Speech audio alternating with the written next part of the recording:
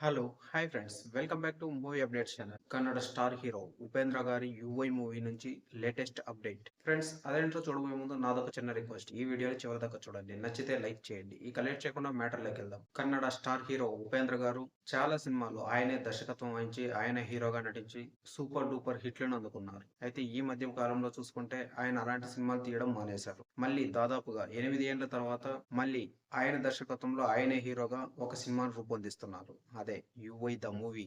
అయితే ఇప్పటికే రిలీజ్ అయిన పోస్టర్స్ అలాగే టీజర్ ఇవన్నీ కూడా ఈ సినిమాపై అంచనాలను అమాంతం పెంచేశాయి. ఉపేంద్ర గారి మార్క్ ఈ మూవీలో మరోసారి కనిపిస్తుందని అందరూ చాలా నమ్మకంగా ఉన్నారు. అలాగే టాలీవుడ్ లో మంచి కంబ్యాక్ మూవీ కూడా అవుతుందని అందరూ ఆశిస్తున్నారు. అయితే ఈ సినిమాలో ఉపేంద్ర గారికి హీరోయిన్ గా రిష్మా నటిస్తోంది. అలాగే ఈ మూవీకి కాంతారా ఫేమ్ అజనీస్ గారు మ్యూజిక్ అందిస్తుండడం విశేషం. ఇప్పటికే ఈ సినిమా నుంచి వచ్చిన గ్లిమ్స్ అలాగే టీజర్స్ లో ఆయన బీజిఎం ఎలా ఉంటుందో క్లియర్ గా చూపించారు. ఆయన బీజిఎం తోనే ఈ సినిమా ప్రమోషన్ స్టార్ట్ అయ్యారని చెప్పుకోవచ్చు. ఎందుకంటే విజువల్స్ లేని ఒక సౌండింగ్ సిస్టమ్ తో ఈ టీజర్ అయితే లాంచ్ చేయడం జరిగింది. సో బీజిఎం గానీ మ్యూజిక్ కానీ అదిరిపోయిందనే చెప్పాలి. ఇక లేటెస్ట్ గా చూసుకుంటే ఈ సినిమా రిలీజ్ హక్కులను అల్లు అరవింద్ గారి గీతా ఆర్ట్స్ సొంతం చేసుకుందని తెలుస్తోంది. ఈ తుఫాను గతంలో ఎన్నడూ లేని విధంగా పెద్దదిగా ఉండబోతుందంటూ ఒక ట్వీట్ ఈ సినిమాపై ప్రేక్షకుల్లో అంచనాలను మరింత పెంచేసింది. ఉపేంద్ర గారు గుర్రంపై యుద్ధ వీరుల్లో కనిపిస్తున్న ఈ పోస్టర్ చాలా అద్భుతంగా ఉంది.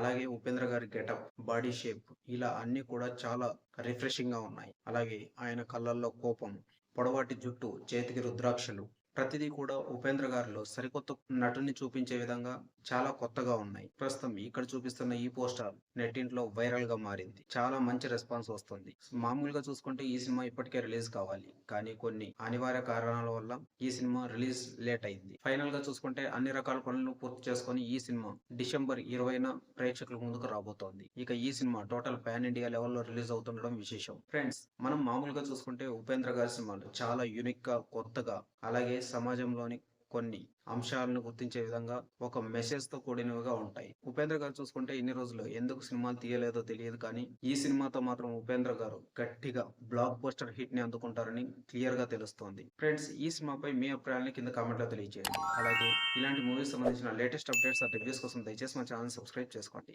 Thank you for watching. By by.